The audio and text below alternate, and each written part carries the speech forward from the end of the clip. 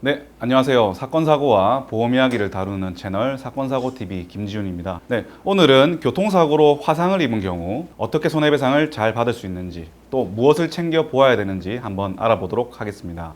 교통사고로 화상을 어떻게 입을 수가 있을까요? 만약에 내가 차에 탑승 중이었다면은 차에 불이 붙어가지고 그런 화염 같은 거에 직접적으로 화상을 입을 수도 있겠죠. 아니면은 차량에 화재가 발생해서 뜨거운 공기라든지 아니면 차량의 뜨거운 표면 이런 데에 신체가 닿아가지고 이렇게 화상을 입는 경우도 있을 거고요. 아니면은 보행 중에 사고가 나가지고 밖에 깔려가지고 끌려갔다 이랬을 때 신체랑 이런 아스팔트 바닥이랑 마찰이 생길 거 아닙니까? 그렇게 마찰열로 인해 가지고 화상을 입는 경우도 있겠죠. 그런데 이 화상이란 거는 다른 골절 사고처럼 몇 달 지나서 뼈만 잘 붙어가지고 치료가 끝나는 게 아니죠. 굉장히 장기간이 걸립니다. 화상으로 인해 가지고 피부가 개사했다든지 이런 경우에는 다른 피부를 가져와서 피부 이식술을 해야 될 수도 있고요. 그리고 이런 관절 부위에 화상이 생겨서 구축이라 그러죠. 피부가 화상으로 인해 가지고 굳어버리면 이런 관절 움직임에 이런 장애도 남을 수 있고요. 이런 노출면이라 그러죠. 머리, 이런 눈, 코, 입, 귀, 이런 얼굴, 그리고 목 이런 데에 화상으로 인한 흉터가 생겼다. 혹은 이런 노출면, 손이나 이런 팔 아니면 다리 이렇게 노출면에 이렇게 흉터가 남은 경우에는 우리가 장애도 이제 평가를 받아서 그 손해배상을 청구할 수가 있는데요. 자, 여기서 제가 방금 설명드린 얼굴이나 이런 노출면에 화상으로 흉터가 생겼을 때는 우리가 손해배상에서 이제 장애 평가를 할 때 쓰는 맥브라이드 방식에는 이 장애에 대한 부분이 없어요. 흉터로 인한 거. 근데 우리가 흉터로 인한 추한 흉터가 남았다. 우리가 취업을 할 때라든지 사회생활 할 때 분명히 어떤 장애로도 이런 장애 요소가 될 수도 있지 않습니까? 그렇기 때문에 맥브라이드에 없다고 해서 평가를 안 하는 게 아니라 국가배상법에 보면은 이런 얼굴의 흉터라든지 팔다리의 노출면의 흉터도 이런 장애로 평가하는 항목이 있습니다. 그래서 이 교통사고로 만약에 화상을 입어가지고 이 노출면에 흉터가 생겼다. 그랬을 때는 우리가 국가배상법에 따르는 이제 신체 장애, 이제 추한 모습이라고 표현을 하거든요. 추상장애라고 합니다. 그 추상장애, 노동능력 상실률, 심한 경우에는 얼굴에 60%짜리 장애도 있고요.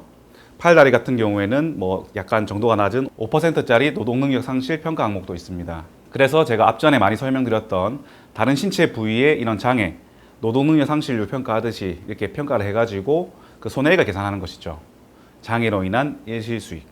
그런데 이 장애 평가하는 항목이 국가배상법에 좀 정확하게 나와 있지 않기 때문에 이 자동차 보험, 가해자 측 보험사와 이런 합의를 진행하는 과정에서 조금 어려움이 있는 게 사실이고요. 그래서 이렇게 교통사고 화상으로 인해 가지고 안면부나 팔다리 노출면에 이렇게 추상장애, 흉터가 생긴 경우에는 이제 저 같은 전문가의 도움을 받아가지고 올바르게 이제 평가를 받을 수 있는 게 중요하겠죠. 그리고 두 번째로 향후치료비라는 항목이 있습니다. 이 향후치료비가 뭐냐면요. 합의 이후에도 필요한 치료비가 있다. 그랬을 때 우리가 합의 시점에서 그 금액을 얹어가지고 우리가 손해배상을 받는 항목 중에 한 개인데요. 이 향후치료비의 경우에는 화상으로 직접 생긴 흉터뿐만 아니라 만약에 피부 이식을 했다. 그랬을 때 우리가 예를 들면 엉덩이나 허벅지 같은 데서 피부를 떼어가지고 이식을 많이 하거든요. 그 피부 이식 채취한 그 부위까지 흉터에 대한 성형수술 비용을 향후치료비로 산정해서 청구를 해서 받을 수가 있다는 거죠.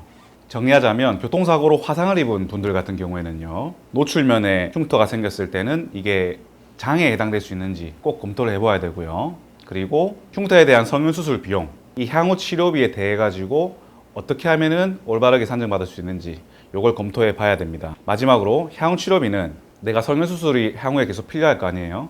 그거를 이제 산정하는 건데 여기서 제가 비법을 하나 알려드리겠습니다. 성형수술을 제가 개인 의원에서 할 수도 있고 대학병원에서 할 수도 있죠. 그렇다면 어느 병원이 치료비가 비쌀까요? 당연히 대학병원 치료비가 비싸겠죠. 어차피 미래에 할 성형수술 비용이라면은 추정해서 받을 수밖에 없지 않습니까? 그래서 성형외과에서 이 향후치료비 추정서라는 걸 발급받게 되는데요. 가능하면은 작은 병원보다는 대학병원 같이 큰 규모에서 성형수술, 향후치료비 추정서를 받는 것이 금액이 많이 산정된다는 것이죠. 그래서 이런 부분들을 감안해서 이제 청구를 해보시기 바랍니다. 교통사고로 화상을 입었다. 그런데 궁금한 점 있으시다. 그러면은 위 전화번호로 문자나 전화 주시면은 상황에 맞게 자세하게 상담 드리도록 하겠습니다. 네, 영상 끝까지 시청해 주셔서 대단히 감사드립니다. 영상 도움이 되셨다면 좋아요, 구독, 알림 설정 하셔가지고 계속 무료로 사건 사고와 보험 이야기 영상을 시청해 보세요. 감사합니다.